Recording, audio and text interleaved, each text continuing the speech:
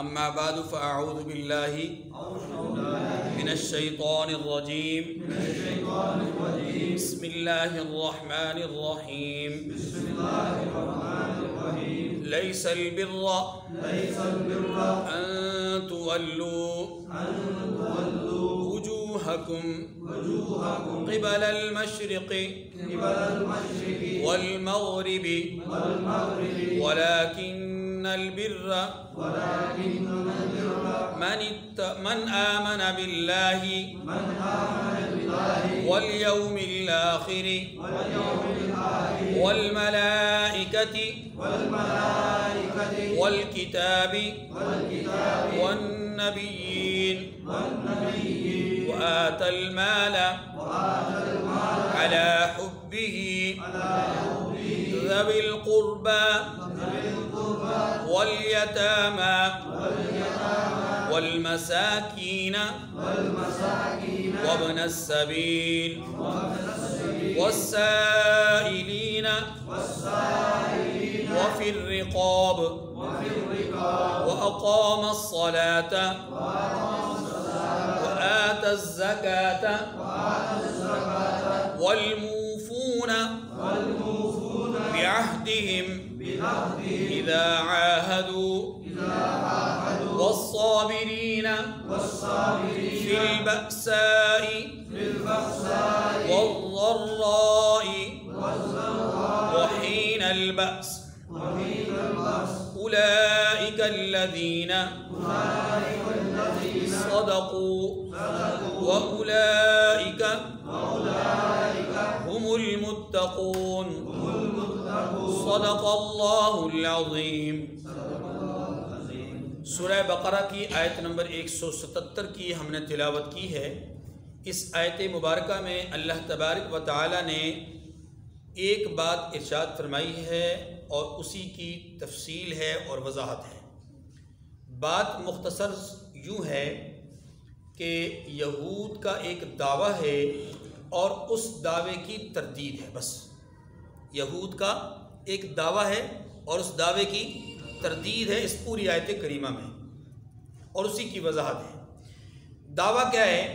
یہود کا دعویٰ یہ تھا یا یہ ہے کہ چونکہ ہمارا قبلہ بیت المقدس ہے، جس کو ہم بیت المقدس کہتے ہیں، ہمارا قبلہ بیت المقدس ہے، اور جس کا قبلہ بیت المقدس ہو وہ نجات یافتہ ہے۔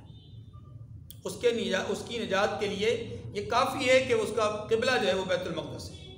اس کا مطلب یہ ہوا کہ وہ یوں کہنا چاہ رہے تھے کہ یہ جو مسلمان ہمیں برا بھلا کہتے ہیں، یہ مسلمان جو ہماری برائیاں بیان کرتے ہیں، مسلمان جو ہماری مذمتیں بیان کرتے ہیں، یا اللہ کے رسول ہمارے خلاف جو ہے وہ مسلمانوں کو باتیں سناتے ہیں، کہتے ہیں کہ یہ ایسے ہیں، یہ ایسے ہیں، ان کی یہ برائی، ان کی یہ بیماری، ان کے اندر یہ خرابی، ان کی یہ قباحت، ان کی یہ شناخت، یہ سارا کچھ جو کچھ بھی کہہ رہے ہیں ہمارے حوالے سے، وہ ساری باتیں اس ایک عمل کی وجہ سے ختم ہو جاتی ہیں۔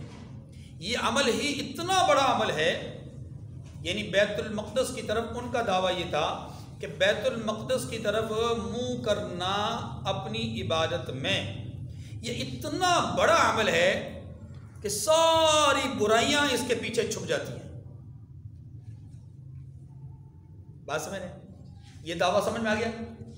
اس دعوے کی حیثیت ہمارے زمانے میں ایسی ہے جیسا کہ ہمارے زمانے میں کچھ لوگوں کا خیال یہ ہے کہ رمضان المبارک میں آپ ایک مخصوص طریقے سے چند رکعتیں نماز پڑھ لیں تو آپ کی پچھلی عمر کی ساری جتنی نمازیں چھوٹ گئیں ان کی جو ہے وہ قضا ہو جائے گی، اور ان کے لیے جو ہے وہ معاملہ ختم ہو جائے گا، یعنی اس کی دوبارہ ضرورت پڑھنے کی نہیں۔ اس کو قضاء عمری کہتے ہیں۔ ہمارے زمانے کے بھی کچھ لوگ ایسے ہیں۔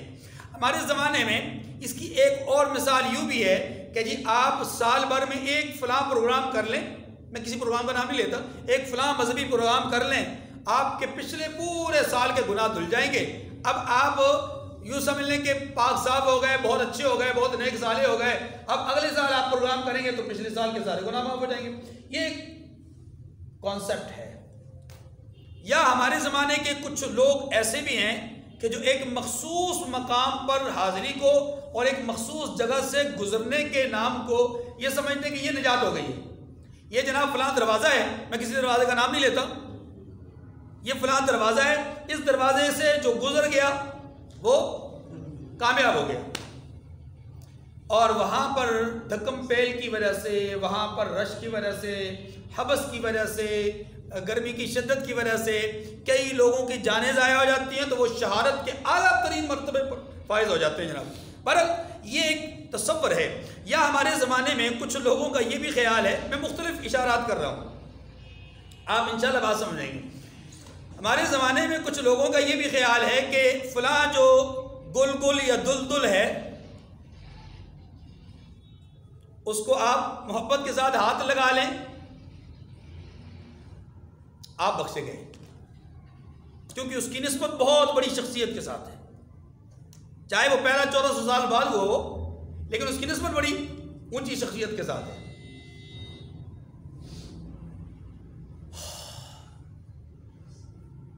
تو بہرحال یہ یہود کا ایک دعویٰ تھا کہ چونکہ ہمارا قبلہ بیت المقدس ہے تو باقی ہماری ساری خرابیاں، ساری کمزوریاں، ساری کوتاہیاں اس کے پیچھے چھپ جاتی ہیں. ہم نیک ہیں، ہم کیا ہیں؟ اور جن کا قبلہ بیت المقدس نہیں ان کی ساری نیکیاں تباہ و برباد. بات سمجھ رہے ہیں؟ جن کا قبلہ بیت المقدس ان کی ساری برائیاں دھل گئی ایک نیکی کی وجہ سے، اور جن کا قبلہ بیت المقدس نہیں ان کی ساری نیکیاں برباد ہو گئیں ایک بیت المقدس کا قبلہ نہ ہونے کی وجہ سے. یہ ان کا دعویٰ تھا. اس دعوے کو اللہ نے رد فرمایا کہ ظالموں، ایک جزوی مسئلہ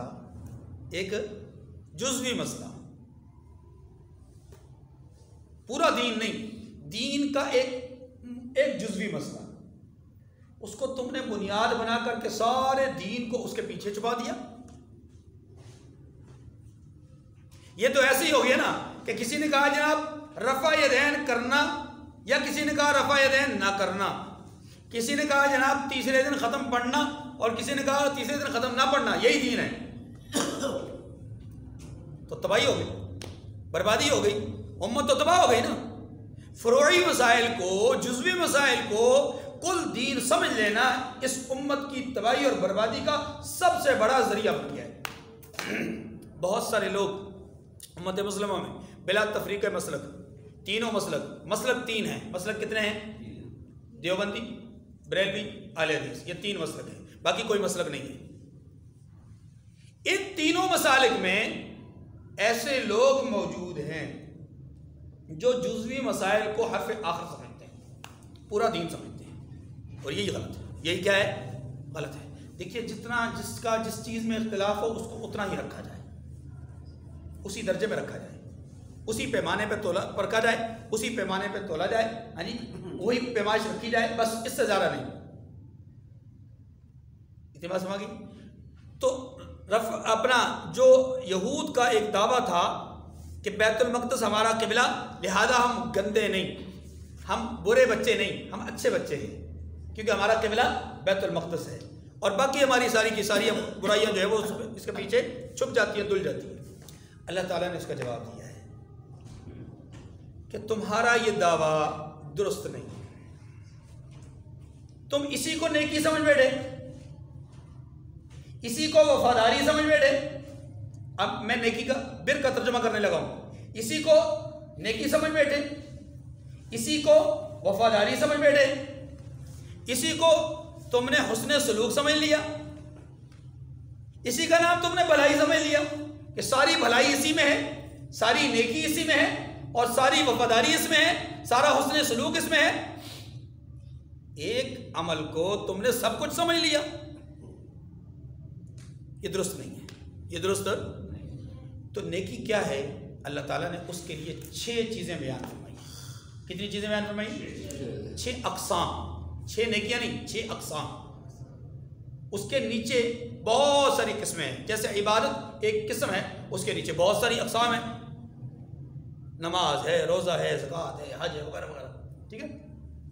تو 6 قسمیں نیکی کی بیان فرمائی اللہ تعالیٰ نے، اور وہ ظالم ایک کو ہی نیکی سمجھ بیٹھے، اور وہ بھی وہ نیکی کہ جس کو فروعی یا جزوی طور پہ ہم کہہ سکتے ہیں کہ یہ جزوی ایک مسئلہ ہے، فروعی ایک مسئلہ ہے. ہاں جی، کیوں؟ اس لیے کہ اللہ تعالیٰ پہلے ہی کہہ چکے للہ المشرق والمغرب، مشرق بھی اسی کا، مغرب بھی اسی کا، جس سمت بھی تم دیکھو گے فَأَيْنَمَا تُوَلُّوا فَثَمَّ وَجْهُ اللَّهِ، جس طرف بھی تمہارا منہ ہوگا اللہ اسی طرف، تم اللہ کو اسی طرف پاؤ گے. یہ تو صرف تمہارا ایک ایکا اور اتحاد اور اتفاق قائم کرنے کے لیے تمہاری جہت ایک متعین کر دی گئی ہے، ورنہ تمہارے لیے مغرب ہے، ان کے لیے جنوب ہے، ان کے لیے شمال ہے، ان کے لیے جنوب ہے، اور ان کے لیے جو ہے وہ مشرق ہے. یہ بھی تو دیکھو نا، مختلف لوگوں کی مختلف سمتیں بنا رکھی ہیں، تو ایک تو قبلہ ہے ہی نہیں. اگر دیکھا جائے تو ایک سمت ہے ہی نہیں. یہ جو سمت مختلف رکھی ہیں اس کا بنیادی طور پہ مقصد ہی ہے کہ بتانا یہی ہے کہ اللہ کی جہت تو ہر طرف ہے، اللہ کی جہت تو ہر طرف ہے. تو یہ فروعی مسئلہ ہے، کوئی اصل مسئلہ نہیں. اصل چیز کیا ہے؟ اصل ہے دین. اصل کیا ہے؟ دین. اور دین کے اندر نیکیوں کی مختلف اقسام ہیں، صرف ایک ہی قسم نہیں، مختلف اقسام ہیں. سب سے پہلی قسم ہے ایمانیات. سب سے پہلی قسم کیا ہے؟ نیکی کی سب سے پہلی قسم ایمانیات ہے. اور اے یہودیو تم ایمانیات میں متزلزل ہو. ایمانیات کیا ہیں؟ اللہ وحدہ لا شریک پر ایمان لانا جس میں تم کمزور. نمبر 2، آخرت کے دن پر ایمان لانا، تم اس میں بھی کمزور، تمہارے دعوے اس آخرت کے دن کے حوالے سے بھی بہت ہی بھیانک اور بہت ہی متضاد قسم کے. نمبر 3، ملائکہ پر ایمان لانا، تم تو کہہ چکے کہ ہم جبرائیل کی بات کو مانتے ہی نہیں، تمہارا ملائکہ پر ایمان کہاں سے آ گیا؟ والکتاب، اور کتابوں پر ایمان لانا، تم تو اس انجیل کو نہیں مانتے، تم تو قرآن کو نہیں مانتے، کتابوں پر ایمان تمہارا کہاں سے آ گیا؟ بات ان کے سوال کو مد نظر رکھیے گا، سوال ان کا ہے، جواب ان کو دیا جا رہا ہے. ورنہ عمومی طور پہ بات یہ ہوگی کہ جس کا اللہ پر ایمان نہیں، جس کا آخرت کے دن پر ایمان نہیں، جس کا فرشتوں پر ایمان نہیں، جس کا کتابوں پر ایمان نہیں، جس کا انبیاء پر ایمان نہیں، وہ کہاں سے نیک ہے؟ نیک تو وہ ہوگا نا جس کی ایمانیات درست ہوں گی. تو نیکی کی پہلی قسم یہ ہے کہ ایمانیات درست ہوں، اور نیکی کی دوسری قسم یہ ہے کہ انفاق فی سبیل اللہ کا جذبہ موجود ہو، اللہ کی راہ میں خرچ کرنے کا جذبہ موجود ہو. یہ نفلی ہے، یہ واجب فرض والا معاملہ نہیں، فرض معاملہ آ گیا ہے. اللہ کی راہ میں خرچ کرنے کا جذبہ موجود ہو. اور اگر یہود کو سامنے رکھا جائے تو یہود کے متعلق سورہ توبہ میں اللہ تبارک و تعالیٰ نے بیان فرمایا ہے کہ یہ لوگ تو وہ ہیں کہ جو اپنے مال پر سانپ بن کے بیٹھے ہوئے ہیں، یعنی اپنے مالوں کو انہوں نے خزانہ بنا کر رکھا ہوا ہے. الذین یکنزون الذھب والفضة ولا ينفقونها فی سبیل اللہ. اللہ پاک نے واضح طور پہ کہا ہے کہ انہوں نے اپنے خزانے کو دبا کے رکھا ہوا ہے اور اس کو اللہ کی راہ میں خرچ نہیں کر رہے. تو اس کا مطلب یہ ہوا کہ انفاق فی سبیل اللہ کا جذبہ ہی نہیں ہے وہاں پر، ایمانیات بھی نہیں، انفاق فی سبیل اللہ بھی نہیں، تو نیکی کہاں سے ہوگی؟ تیسری بات، عبادات جس کی اچھی ہو، عبادات میں جو وفادار ہو، عبادات میں جو نیک ہو، بھلا ہو اور حسن سلوک کا مظاہرہ کرنے والا ہو. یہ 4 لفظ میں نے استعمال کیے ہیں، نیکی، بھلائی، وفاداری، حسن سلوک. یہ سارے کے سارے لیس البر، البر کے معنی ہیں. جس کو وہ نیکی سمجھتے ہیں کہ قبلہ بیت المقدس ہو تو کامیاب، فرمایا یہی نیکی نہیں ہے. نیکی کی اور بھی قسمیں ہیں، ایمانیات ہیں، انفاق فی سبیل اللہ ہے، عبادات ہے، اور عبادات میں دونوں طرح کی باتیں ہیں، جانی بھی اور مالی بھی. اسی کے لیے اللہ نے دونوں کو کی طرف اشارہ کرتے ہوئے فرمایا نماز کو قائم کرے، زکوٰۃ کو ادا کرے. تو چوتھے نمبر پہ جو بیان فرمایا گیا وہ یہ ہے کہ والموفون بعہدہم اذا عاہدوا. اس کو ہم کہہ سکتے ہیں حسن معاشرت. کیا کہہ سکتے ہیں؟ حسن معاشرت. کہ نیکی کی چوتھی قسم یہ ہے کہ اس کے اندر حسن معاشرت بھی ہو. وعدہ کرے پورا کرے، کسی کو دھوکہ نہ دے، کسی کا مال نہ ہڑپ کرے. ہاں جی، دفاع عہد کا جذبہ اس کے اندر موجود ہو، معاشرے میں رہن سہن اس کا اچھا ہو، برتاؤ اس کا اچھا ہو، لوگوں کے ساتھ لین دین کے معاملات بہتر ہوں. اور 5ویں نمبر پہ فرمایا کہ اس کے اندر حسن اخلاق عمدہ درجے کے ہوں. اور حسن اخلاق میں صرف ایک چیز کو بیان کیا ہے اور وہ ہے صبر. وہ کیا ہے؟ صبر. صبر بہت بڑا ایک اخلاق کا اصول ہے جس کو ہم 5 اخلاقیات میں بیان کر چکے ہیں، اور اس کے فضائل، اس کے مناقب، اس کے درجات، اس کی اقسام ساری تفصیل سے بیان ہو چکی ہیں۔ 5ویں نمبر پہ یہ بیان فرمایا، اور 6 نمبر پہ بیان فرمایا کہ حسن اخلاق ہی کی ایک باطنی قسم ہے، اور اس کو کہتے ہیں سچائی اور تقوی۔ سچائی اور تقوی، اور تقوی تمام کے تمام دین کا خلاصہ ہے، پورے کے پورے دین کا خلاصہ ہے، تقوی ہی اصل ہے۔ تو فرمایا گیا کہ دیکھو اب نتیجے پہ آئیے گا، یہود کہتے ہیں کہ بیت المقدس ہمارا قبلہ، لہذا ہم اچھے مسلمانوں کا ہمارے بارے میں خیال کرنا کہ یہ لوگ برے ہیں یہ درست نہیں، اچھے ہم ہیں برے یہ ہیں، کیونکہ ان کا قبلہ بیت المقدس نہیں تو ان کی نیکیاں قابل قبول نہیں، اور ہمارا قبلہ بیت المقدس، لہذا ہماری ساری برائیاں اس ایک نیکی کی وجہ سے دھل جاتی ہیں۔ اللہ پاک نے اس کا جواب دیا کہ نیکی صرف یہی نہیں ہے، بلکہ نیکی کے اور بہت سارے حصے ہیں، یا نیکی کی اور بہت ساری قسمیں ہیں، اور ان اقسام کو اللہ تعالیٰ نے بیان فرمایا ایمانیات میں، انفاق فی سبیل اللہ میں، عبادات میں، اس کو حسن معاشرت میں، حسن اخلاق کی ظاہری اور باطنی 2 اقسام میں 6 قسمیں بیان کر کے آخر میں خلاصہ بیان فرمایا کہ دیکھو جس کے اندر نیکیوں کے یہ سارے اوصاف اور ساری اقسام اور ساری صفات موجود ہوں گی وہ متقی ہوگا، اور تقوی ہی دین کا نچوڑ ہے، تقوی ہی دین کی نچوڑ کی وجہ سے، تقوی ہی انسان کی نجات کا سب سے بڑا ذریعہ ہے۔ کیوں؟ اس لیے کہ قرآن مجید نے خود کہا ہے اِنَّا خَلَقْنَاكُم مِّن ذَكَرٍ وَأُنثَىٰ وَجَعَلْنَاكُمْ شُعُوبًا وَقَبَائِلَ لِتَعَارَفُوا، اے لوگو ہم نے تمہیں مذکر مؤنث یعنی مرد عورت یعنی سید فلاں فلاں فلاں مختلف اقسام، مختلف برادریوں اور مختلف قسموں میں، مختلف اجناس میں، مختلف انواع میں تمہیں پیدا کیا۔ یہ سارا کچھ پیدا کر کے کیوں پیدا کیا؟ کیوں؟ اس لیے کہ لتعارف ہوتا کہ تم ایک دوسرے کی پہچان میں تمہارے لیے آسانی ہو، ایک دوسرے کی برادری کے اعتبار سے، ایک دوسرے کو اس کی قومیت کے اعتبار سے، لسانیت کے اعتبار سے، شخصیت کے اعتبار سے تم پہچان سکو۔ یہ صرف تمہارے اپنی پہچان کے لیے ہے، باقی اعلیٰ اور افضل کا معاملہ یہ نہیں، اعلیٰ اور ادنا کا، افضل اور مفضول کا، اونچے اور نیچے کا، اونچ نیچ کا، جی برتر اور بدتر کا، یہ معیار نہیں ہے۔ معیار کیا ہے؟ ان اکرمکم عند اللہ اتقاکم، اللہ کے ہاں افضل اور ادنا اس کا معیار تقوی ہے۔ اس کا معیار کیا ہے؟ تو گویا پورے دین کا خلاصہ اور نچوڑ کیا ہے؟ تقوی۔ اسی کو اللہ نے بیان فرمایا کہ جسے تم نیکی سمجھ رہے ہو وہ تو تقوی کا ایک جز ہے، دین کا ایک جز ہے۔ دین سارا کا سارا تو ان اقسام پر مشتمل ہے، اور ان اقسام کو پانے والا، ان اقسام پر عمل کرنے والا متقی ہے، اور جس کا تقوی جتنا اونچا ہوگا، جس کا معیار جس کے اندر کا خلوص جتنا بلند ہوگا، اتنا ہی وہ اللہ کے زیادہ قریب ہوگا۔ بات سمجھ آ گئی جی؟ اب آپ کو دعویٰ بھی سمجھ میں آ گیا، اس کے اوپر رد بھی سمجھ میں آ گیا۔ اب آیت کریمہ کا ترجمہ دیکھیے، اور جو باتیں اس کے ضمن میں ہوں گی وہ عرض کروں گا۔ لیس البر ان تولوا وجوہکم قبل المشرق والمغرب، دعویٰ کیا ہے؟ کہ ہمارا قبلہ بیت المقدس۔ اللہ پاک نے جواب دیا مشرق ہے یا مغرب ہے، یعنی بیت المقدس ہے یا بیت اللہ ہے،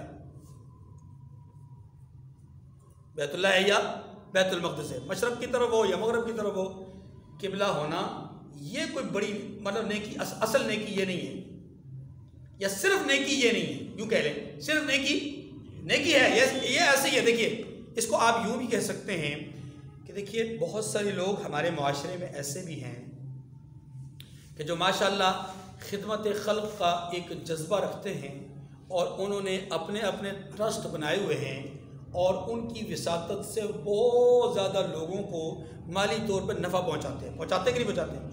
لیکن مشاہدہ یہ ہے، تجربہ یہ ہے، اور آپ کا بھی مشاہدہ ہوگا کہ ایسے لوگ بقیہ جو دینداری کے معاملات ہیں ان میں کمزور ہوتے ہیں۔ صرف لین دین کا یہ جو معاملہ ہے کہ لوگوں سے لینے کا جذبہ ان کے اندر ہوتا ہے اور آگے لوگوں کو دینے کا جذبہ ہوتا ہے، یہ بھرپور ہوتا ہے اور اس میں بڑے مخلص ہو کر کے وہ کام کرتے ہیں اور بہترین قسم کا کام کرتے ہیں اور ایک خلق خدا ان سے نفع اٹھاتی ہے۔ ایسے لوگ دنیا میں موجود ہیں، ہمارے ملک میں بہت سارے ایسی ٹرسٹی ادارے موجود ہیں، لیکن توجہ کیجیے، لیکن جب ان سے یہ کہا جاتا ہے کہ جناب صاحب آپ کے پاس یہ رش لگا ہوا ہے، لوگوں کو آپ راشن تقسیم کر رہے ہیں، اذان ہو رہی ہے، آپ ان سب کو بھی کہیے اور خود بھی نماز کے لیے آئیے، تو پتہ جواب کیا دیتے ہیں؟ جو ہم کر رہے ہیں نا یہ تمہارے سجدوں سے بہتر ہے۔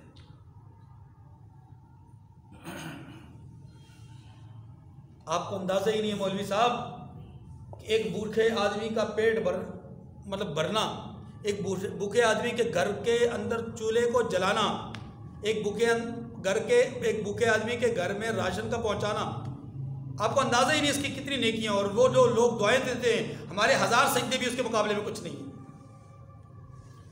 اب یہ جو تبصرہ آگے سے ہوا یا یہ جو جواب ملا، آپ اس جواب کو کیا سمجھیں گے کہ یہ جواب دینداری کی بنیاد پہ؟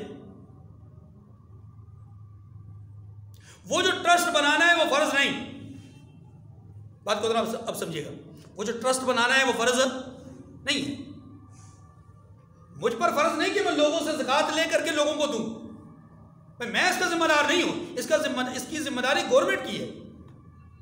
اخلاقی طور پہ اگر میں ایسا کر سکتا ہوں، اپنے دیگر معاملات کے ساتھ ساتھ میں اگر یہ فریضہ انجام دے سکتا ہوں، یہ کام کر سکتا ہوں تو بہت اچھی بات ہے، کروں، اس کا مجھے ثواب ملے گا۔ لیکن اگر میں بقیہ معاملات کو متاثر کر کے، اپنے فرائض سے سبکدوش ہو کر کے، اپنے فرائض کو ترک کر کے، اپنے فرائض کو پس پردہ ڈال کر کے یا پس پش ڈال کر کے میں اس نفلی عمل اور مستحب عمل کو لے کر کے اس کو جو ہے وہ سب کچھ سمجھوں، تو مجھ سے بڑا نادان، بے وقوف اور ناسمجھ کوئی نہیں ہوگا۔ اور آج یہی ہو رہا ہے، آج آپ دیکھتے ہیں کہ جتنے بھی سوشلسٹ لوگ ہیں، جتنے بھی رفاہی کام کرنے والے لوگ ہیں، ان میں سے اکثر و بیشتر صرف اسی ایک چیز کے پیچھے پڑے ہوتے ہیں، اور بقیہ ان سے آپ نماز کے معاملات دیکھ لیں، ان کی روزے کے معاملات دیکھ لیں۔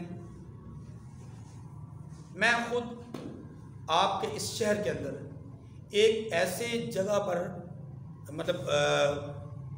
سمجھ لیں کہ میرا خیال 4 سال شاید میرا گزر بسر ہوتا رہا وہاں سے، کہ ایک صاحب افطار کا باقاعدہ انتظام کیا کرتے تھے رمضان میں، اور بڑے وسیع پیمانے پہ ان کا افطار کا انتظام ہوتا تھا، اور اس افطار کے انتظام کے لیے وہ دن 12-1 بجے سے سموسے، پکوڑے اور اس طرح کی چیزیں بنانا، پھل کٹوانا اور یہ وہ بہت سارے مزدور ان کے لگے ہوتے تھے، اور افطار کے وقت میں وہ تھیلے بنا کر کے بھی تقسیم کرتے تھے اور لوگ وہاں بیٹھ کر کے بھی افطاری کیا کرتے تھے۔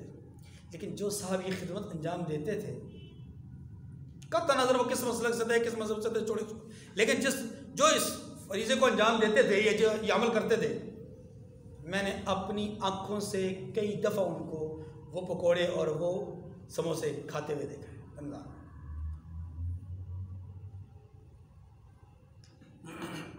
ہمارے بہت سارے مسلمان ایسے کہ معمولی سی سانس کی تکلیف کی وجہ سے بہانے لگا دیا جناب روزہ نہیں رکھ سکتے، مولوی صاحب سے فتویٰ لے لیتے ہیں، جی دیکھیں اگر کوئی آدمی سانس کا اس کا مسئلہ ہو تو کیا وہ روزہ چھوڑ سکتا ہے؟ وہ سب کہتے ہیں ہاں جی، اگر واقعی مسئلہ ہے تو چھوڑ سکتا ہے، تو بس اس کے لیے اتنا کافی ہوتا ہے، وہ پورے گھر والوں کو دکھاتا ہے کہ جناب مولوی صاحب نے فتویٰ دیا ہے، سانس کا پرابلم ہو تو روزہ چھوڑ سکتے ہیں، آپ کو تو پتہ ہے نا مجھے سانس کی تکلیف ہے۔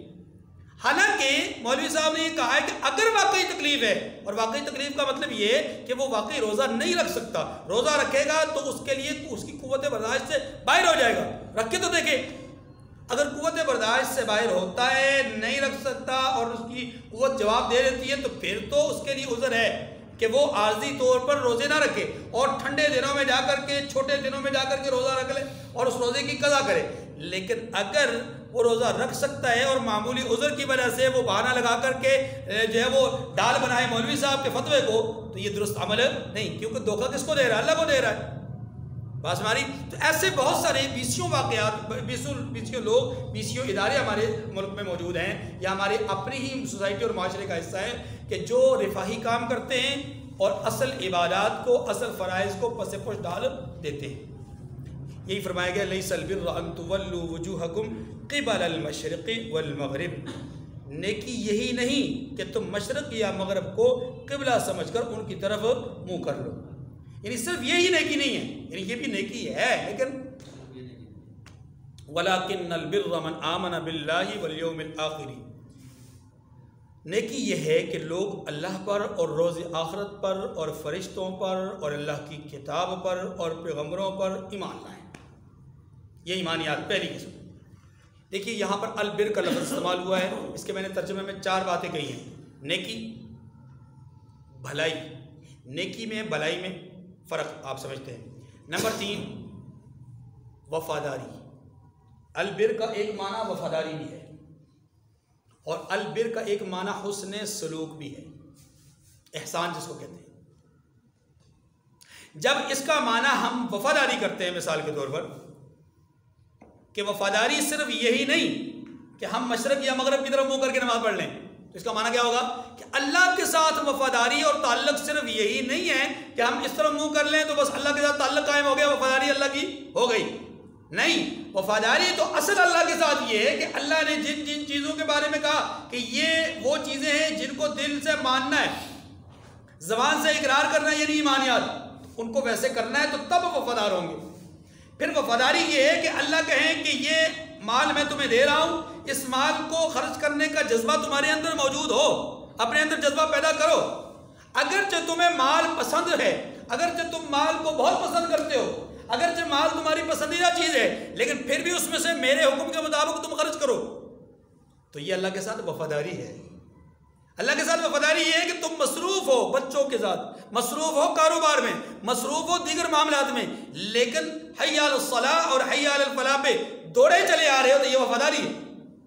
اللہ کے ساتھ وفاداری یہ ہے کہ تم دیکھ رہے ہو کہ اس وقت ذخیرہ اندوزی کر کے تم بہت سارا مال کما سکتے ہو، لوگوں کو اس وقت گندم کی ضرورت ہے اور تم گندم کو چھپا کر کے اسٹاک کر کے 5 دن بعد 10 دن بعد آج کی قیمت کے اعتبار سے ڈبل قیمت لے کر کے فروخت کر سکتے ہو۔ تم یہ دیکھ رہے ہو کہ تمہیں اتنا بڑا نفع ہونا ہے، لیکن اس کے باوجود تم اس نفع کو حاصل نہیں کرتے، کیوں؟ اس لیے کہ معاشرت کے اعتبار سے یہ غلط ہے۔ معاشرت کے اعتبار سے کیا ہے؟ غلط ہے، سوسائٹی کو نقصان پہنچانے والی بات ہے، معاشرے کو نقصان پہنچانے والی، تم ایسا نہیں کرتے، بلکہ تم کیا کرتے ہو کہ لوگوں کی ضرورت کو مد نظر رکھ کر کے خلق خدا پر ترس کھاتے ہو، اور تم اس چیز کو جو تمہارے پاس موجود ہے آنے والے دنوں کے لیے اسٹاک نہیں کرتے، فوراً اس کو بیچ ڈالتے ہو۔ تو آج کا تمہارا قلیل نفع اللہ کے نزدیک کثیر نفع سے بہتر ہے۔ بات سنا گئی؟ تو یہ ہے وفاداری۔ اللہ کے بندوں کے ساتھ تم نے وفاداری کی تو اللہ کیا کہتے ہیں؟ جس نے زمین والوں پر رحم کیا آسمان والا ان پر رحم کرے گا۔ تم نے میرے بندوں پر رحم کیا ہے، میں تم پر رحم کروں گا۔ اور وفاداری یہ ہے کہ تمہارا صبر کا پیمانہ، تکلیفیں آئیں، مصیبتیں آئیں، پریشانیاں آئیں، تو تمہارا صبر کا پیمانہ بہت مضبوط ہو اور ہائی لیول کا ہو، تو پھر میں تمہیں اس کا اجر بھی ایسا دوں گا کہ اپنی معیت نصیب کروں گا۔ ان اللہ مع الصابرین، یہ ہے وفاداری۔ اور وفاداری یہ ہے کہ تم سچائی دیانتداری سے کام لو تو میں تمہارے دل کو متقی بنا دوں گا، اور تقوی کا انجام اور تقوی کا نتیجہ یہ ہے کہ تم میرے محبوب بن جاؤ گے اور میں تمہیں جنت میں اعلیٰ ترین مرتبہ عطا کروں گا۔ یہ ہے وفاداری۔ اسی طریقے سے اگر اس کو نیکی کے معنی میں لیں گے تو تب بھی اس کے اسی طرح تشریح ہوگی، بھلائی کے معنی میں لیں گے تو احسان کے معنی میں لیں گے تو تب بھی، تو ہر ایک کا اپنے اپنے انداز میں وضاحت کر سکتے ہیں۔ وَلَٰكِنَّ الْبِرَّ، نیکی یہ ہے کہ ایمانیات کو درست طریقے سے قبول کیا جائے۔ نمبر 2 وَالْمَلَائِكَةُ وَالْكِتَابُ وَالنَّبِيِّينَ، یہ سارے کے سارے ایمانیات میں آ گئے۔ ملائکہ میں سارے ملائکہ، کتاب میں تمام کتابیں، نبیین میں تمام نبی۔ اگر کسی ایک کتاب، کسی ایک فرشتے، کسی ایک نبی کا انکار یا گستاخی یا بے ادبی ہوگی تو اس کو کل کی بے ادبی، کل کا انکار، کل کی گستاخی سمجھی جائے گی اور کفر سمجھا جائے گا۔ بات سمجھ گئی؟ آگے چلیں۔ وَآتَى الْمَالَ عَلَىٰ حُبِّهِ ذَوِي الْقُرْبَىٰ وَالْيَتَامَىٰ وَالْمَسَاكِينَ وَابْنَ السَّبِيلِ وَالسَّائِلِينَ وَفِي الرِّقَابِ۔ اس کا خلاصہ کیا ہے؟ انفاق فی سبیل اللہ، اللہ کی راہ میں خرچ کرنا، اللہ کی راہ میں خرچ کرنے کا جذبہ تمہارے اندر ہو۔ اور اللہ کی راہ میں خرچ کرنے کا جذبہ کیا ہے؟ اس کے لیے الفاظ کیا استعمال ہوئے؟ فرمایا وَآتَى الْمَالَ عَلَىٰ حُبِّهِ، اور یہ بھی نیکی ہے کہ تم مال کو خرچ کرو۔ وَآتَى الْمَالَ، مال خرچ کرو، عَلَىٰ حُبِّهِ، اب اس کے دو تین معنی کیے جا سکتے ہیں، توجہ۔ ایک معنی اس کا یہ کیا جا سکتا ہے کہ تم اس مال کو خرچ کرو جو تمہیں پسند ہے، جو تمہیں ظاہر ہے وہ کس کو پسند نہیں، مولوی صاحب کو تو تب پسند ہے، غیر مولوی صاحب ہیں سب کو پسند ہے، ہاں جی۔ چند کاغذ رکھ لیں، ایک نوٹ رکھ لیں، بچے سے کہیں کہ بیٹا ان میں سے کوئی کاغذ اٹھا لیں تو وہ نوٹ اٹھائے گا، کاغذ نہیں اٹھائے گا، ہاں جی۔ چھوٹا سا بچہ جس کو بہت ساری چیزوں کی سمجھ بوجھ نہیں ہے لیکن نوٹ کی سمجھ ہے، بابا کا اجازت کو وہ جانتا ہے، ہر دیش کے بابے کو جانتا ہے۔ اس کا مطلب یہ ہے کہ بابوں کی پہچان ہونی چاہیے، بابوں کی، بزرگوں کی پہچان ہونی۔ بہرحال فرمایا کہ تم جس مال کو پسند کرتے ہو اسے اللہ کی راہ میں خرچ کرنے کا جذبہ تمہارے اندر آ جائے، یہ بھی نہیں کیے، یہ بھی اچھا۔ اس کا ایک معنی اور بھی ہے، اور وہ یہ ہے کہ اعلیٰ حبہ کا معنی یہ ہے کہ اس مال کو خرچ کرو اللہ کی محبت میں، مال کو خرچ کرو کس کی محبت میں؟ اللہ کی محبت میں۔ اور اس کا ایک مفہوم یہ بھی بیان کیا بعض حضرات نے کہ مال کو خرچ کرو جسے لینے والا پسند کرتا ہے، جسے لینے والا پسند کرتا ہے۔ تو تینوں مفہوم، پہلے دو مفہوم زیادہ مشہور ہیں، تیسرا مفہوم جو ہے وہ کم ہے لیکن قول وہ بھی موجود ہے۔ تو اب ترجمہ یہ ہوگا کہ وَآتَ الْمَالَ عَلَى حُبِّهِ، اور مال باوجود اس کے کہ تمہیں عزیز ہے اسے اللہ کی راہ میں خرچ کرو، اور مال باوجود اس کے کہ وہ رب کی پسندیدہ ہے، یا باوجود اس کے نہیں، مال اس لیے کہ وہ اللہ کی پسندیدہ چیز ہے، ٹھیک ہے، یا اللہ کی پسندیدگی میں تم وہ مال کو خرچ کرو۔ اور تیسری یہ کہ جن کو دے رہے ہو باوجود اس کے کہ وہ پسند کرتے ہیں، ہاں، کہ تم اس کو اللہ کی راہ میں خرچ کرو۔ تو یہ تینوں صورتوں میں مفہوم ایک ہی ہے، اور وہ یہ ہے کہ انفاق فی سبیل اللہ کا جذبہ۔ اب انفاق فی سبیل اللہ کے چند مصارف بیان کیے جا رہے ہیں۔ پہلا یہ ذوی القربہ، قرابت داروں میں خرچ کرو۔ یاد رکھیے یہ فرض، زکوٰۃ، عشر، صدقات واجبہ مراد نہیں، یہاں پر نفلی طور پہ مال خرچ کرنا ہے، کبھی ویسے بھی خرچ کر دینا چاہیے، کبھی ویسے بھی اللہ کی راہ میں دے دینا چاہیے۔ ذوی القربہ، پہلا حق کس کا ہے؟ قرابت داروں کا ہے۔ اور یاد رکھیے قرابت داروں میں ہمارے والدین، ہمارے بہن بھائی، ہمارے چچا پھوپھی، ہمارے خالو، ہمارے خالائیں، اور ہمارے ماموں، ہماری نانی نانا، جو ہمارے قریب ترین رشتے ہیں، چاہے وہ والد کی طرف سے ہوں چاہے وہ والدہ کی طرف سے ہوں، چاہے ہمارے بالائی رشتہ دار ہوں چاہے وہ ہمارے تحتانی رشتہ دار ہوں، تمام قریبی رشتہ داروں کو ہم اگر ان کی ضرورت کے مطابق کچھ نہ کچھ دیتے رہیں گے تو یہ انفاق فی سبیل اللہ میں شامل ہوگا۔ اسی سے ایک مسئلہ سمجھ لیجیے، اگر ایک آدمی یہ کہتا ہے کہ میں ماہانہ بنیاد پر اپنے مال میں سے 2000 روپیہ نکالوں گا اور اسے اللہ کی راہ میں خرچ کروں گا، مطلقاً کہتا ہے اللہ کی راہ میں، اور اس کے لیے کوئی جگہ متعین نہیں کرتا، تو چاہے تو وہ اپنے والدین پہ خرچ کرے تو اسے انشاءاللہ اللہ کی راہ میں خرچ کرنے کا ثواب ملے گا، وہ اپنے بھائیوں پر خرچ کرے تو اللہ کی راہ میں خرچ کرنے کا ثواب ملے گا، مسجد میں خرچ کرے تو اللہ کی راہ میں خرچ کرنے کا ثواب ملے گا، اور اگر مسجد کے منتظمین پہ خرچ کرے تو ایسی دوست و احباب جہاں مرضی وہ خرچ کرے گا، جہاں کوئی ضرورت مند ہو ضرورت مند کو وہ دے گا تو وہ کیا ہوگا؟ اللہ کی راہ میں ہوگا۔ ذوی القربہ اس کا پہلا مصرف۔ دوسرا مصرف فرمایا والیتامی، یتیم جانتے کون ہوتا ہے؟ وہ 80 سال کا بزرگ جس کے 100 سال کے والد صاحب فوت ہو گئے ہوں وہ یتیم ہوتا ہے، ہاں جی؟ نہیں، تو یتیم کون ہوا؟ یتیم وہ بچہ ہوتا ہے جو بلوغت کو نہ پہنچا ہو اور سر سے والد کا سایہ اٹھ جائے، سر سے والد کا سایہ، جب تک وہ بالغ نہیں وہ یتیم ہے۔ وہ کون ہے؟ یتیم ہے۔ جس دن وہ بالغ ہو گیا اب اس کی یتیمی ختم، اس کی یتیمی یہ نہیں کہ والد صاحب واپس لوٹ آئیں گے، شرعاً اس کے اوپر جو لفظ یتیم کا اطلاق ہے وہ ختم ہو جائے گا، ٹھیک ہے جی؟ تیسرے نمبر پہ فرمایا والمساکین، اور مساکین کو یعنی جو محتاج لوگ ہیں ان پر خرچ کرنا۔ مساکین، مسکین اور فقیر دو لفظ عام طور پہ استعمال ہوتے ہیں، یاد رکھیے دونوں ہی ضرورت مند کے معنی میں آتے ہیں، لیکن ایک چھوٹا سا فرق ہے، اور وہ فرق یہ ہے فقیر وہ ہوتا ہے کہ جو ضرورت مند بھی ہو لیکن اپنی ضرورت کا اظہار کہیں نہ کہیں کر دے، اس کو فقیر کہتے ہیں، اور مسکین اس ضرورت مند کو کہتے ہیں کہ جو اپنی ضرورت کا اظہار نہیں کرتا بلکہ اپنی شان و شوکت ایسے رکھتا ہے کہ وہ دیکھنے والے کو بالکل نہیں محسوس ہوتا کہ یہ ضرورت مند ہے، لیکن ہوتا وہ ضرورت مند ہے، قرض مقروض ہونے کی وجہ سے یا کچھ اور معاملات ہونے کی وجہ سے وہ ہوتا مقروض ہے، لیکن لوگوں کے سامنے ہاتھ نہیں پھیلاتا، مانگتا نہیں ہے، لوگوں کے سامنے اپنی حاجات کو بیان نہیں کرتا، ہوتا وہ ضرورت مند ہے فقیر کی طرح، لیکن ضرورت کو مانگتا نہیں، کہتا نہیں، اس کو مسکین کہتے ہیں، اور جو کہہ دے اس کو فقیر کہتے ہیں، بس یہ فرق ہے، لیکن ہوتے دونوں ضرورت مند ہیں۔ آگے فرمایا وابن السبیل، اور مسافر، مسافروں پر بھی اللہ کی راہ میں خرچ کرنا، یہ بھی کیا ہے؟ انفاق فی سبیل اللہ کا جذبہ ہے۔ مسافر سے مراد کیا ہے؟ مسافر سے مراد وہ تمام لوگ ہیں کہ جو حالت سفر میں نکل گئے اور ضرورت مند ہوئے۔ مثلا ایک آدمی اپنی جگہ پر کروڑ پتی ہے، اپنی جگہ پر کیا ہے؟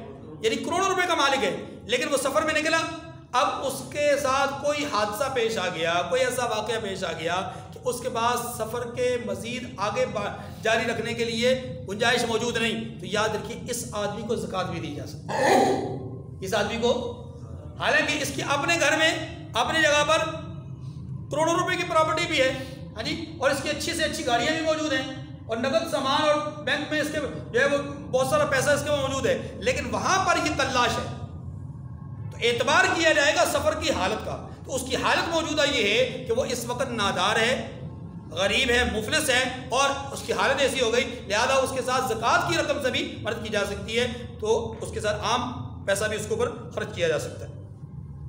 اور وابن السبیل میں اس وقت موجودہ دور میں اگر ہم دیکھیں تو سب سے زیادہ اس کے مستحق لوگ وہ مدارس میں موجود طلباء ہوتے ہیں، جو دور دراز سے آئے ہوئے ہوتے ہیں اور دین کا علم حاصل کرنے کے لیے وہ جو ہے وہ مدارس میں پڑھے ہوتے ہیں یا پڑھ رہے ہوتے ہیں یا مدارس کے اندر موجود ہوتے ہیں۔ ایسے لوگوں کی خدمت کرنا یہ بہت بڑی خدمت ہے، انفاق فی سبیل اللہ کا ایک بہت بڑا مصرف ہے۔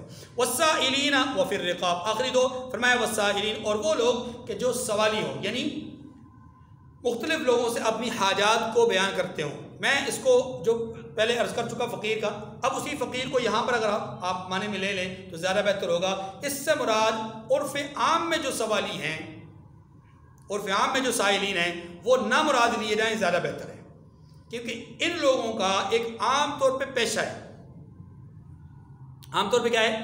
پیشہ ہے، کیونکہ ایسے بیسیوں لوگ، بیسیوں واقعات موجود ہیں کہ ان میں سے کسی کو پکڑا گیا اور چیک کیا گیا، دیکھا گیا تو وہ لاکھوں روپے کا جو ہے وہ مالک نکلا،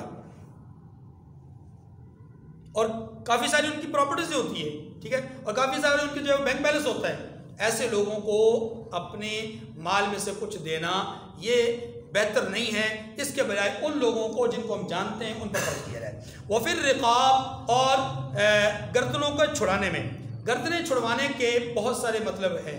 ایک مطلب تو وہی ہے کہ اگر کوئی غلام ہے تو اس کو غلامی سے نجات دلوائی جائے۔ دوسرا مطلب یہ ہے کہ کوئی قیدی بن گیا ہے اور ناجائز یا اس کے اوپر مطلب بلا وجہ اس کے اوپر کوئی کیس بن گیا اور وہ قیدی بن گیا، اس قیدی کو چھڑایا جائے۔ قیدی کے بھی دو معنی ہیں، ایک معنی یہ ہے کہ دشمن کی قید میں چلا گیا، اور ایک معنی یہ کہ اپنے ہی ملک کی قید میں ہے، اپنے ہی قوانین کے زد میں آ گیا ہے، تو اپنے قوانین کے زد میں آ گیا، اس کی ضمان وغیرہ دے کر کے اگر رہائی کروائی جا سکتی ہے تو رہائی کروائی جائے، اور اگر دشمن کی قید میں ہے تو وہاں پر کچھ پیسہ دے کر کے اس کو چھڑوایا جا سکتا ہے، تو یہ بھی انفاق فی سبیل اللہ میں آئے گا۔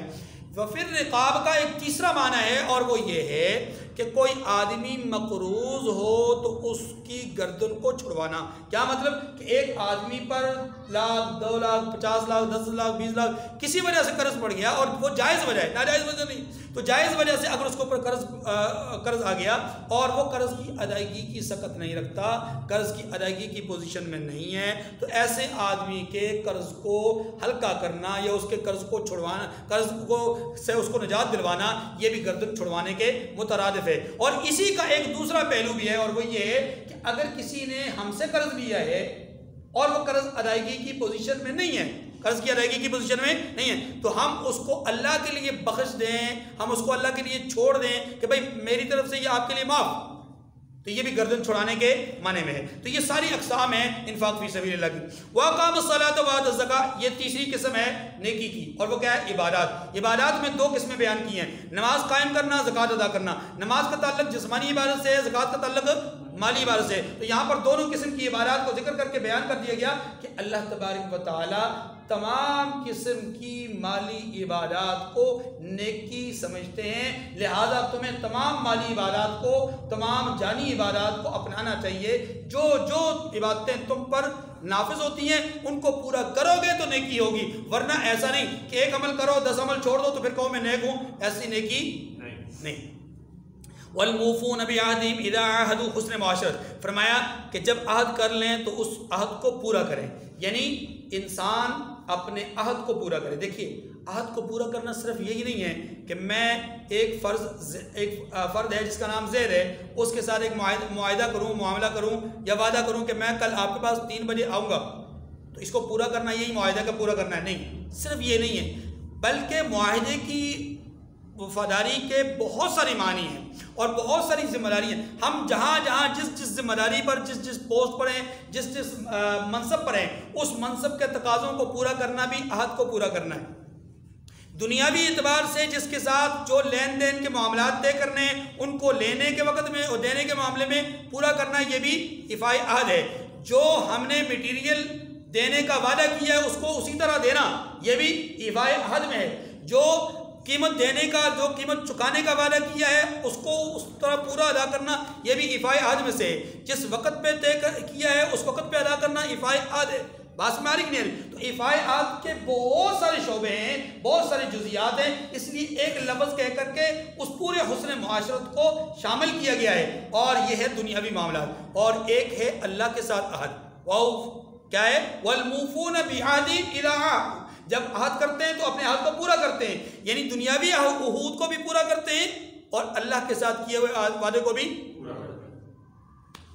تو نیکی کوئی اتنا آسان کام تو نہیں، چھوٹا کام تو نہیں ہے، جزوی کام تو نہیں ہے، تو پورے کا پورا دین ہے، پورے کا پورا دین ہے۔ آگے فرمایا والصابرین فی البأساء والضراء وحین البأس۔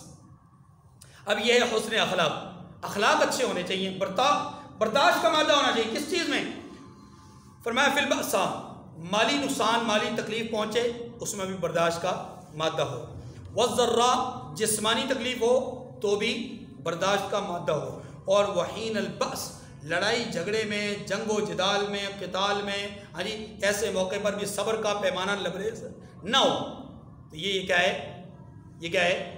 صبر۔ یہ کیا ہے؟ سیدنا علی المرتضیٰ نے اپنے دشمن کو ایک کافی تب و دو کے بعد زمین پر گرا دیا، بچھاڑ دیا، اس کے سینے پہ چڑھ کر بیٹھ گئے۔ اب دشمن نے کیا کیا؟ حضرت کے چہرہ اقدس پر اپنا بدبودار گندا تھوک پھینک دیا۔ تو حضرت سیدنا علی المرتضیٰ سینے سے اتر کر سائڈ پہ ہو گئے۔ دشمن حیران ہو گیا، ماجرا کیا ہے؟ اے علی یہ کیا کر دیا؟ میں تو آپ کو سمجھدار آدمی سمجھتا رہا، یہ آپ نے کیا کر دیا؟ مجھے آپ نے بچھاڑ دیا، بچھاڑنے کے بعد سینے پہ چڑھ گئے، اب پھر مجھے بچھاڑنے کے بعد اب مجھے ذبح نہیں کر رہے، قتل نہیں کر رہے، مار نہیں رہے، پیچھے ہٹ گئے۔ وجہ کہا بات یہ ہے کہ اب تک جو میری جنگ تھی وہ اللہ کے لیے تھی، اب تک جو جنگ تھی کس کے لیے تھی؟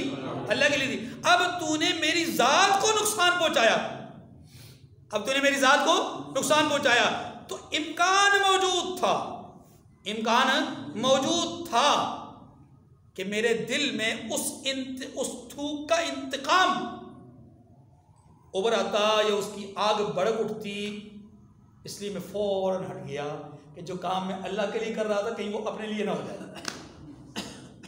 بات سمجھ رہے ہیں؟ یہ کیا ہے؟ لڑائی کے عین لڑائی کے موقع پر صبر کا پیمانہ مضبوط، اور ہم ذرا کسی سے مخالفت ہوئی نہیں، اتنی لمبی لمبی گالیاں نکالی نہیں۔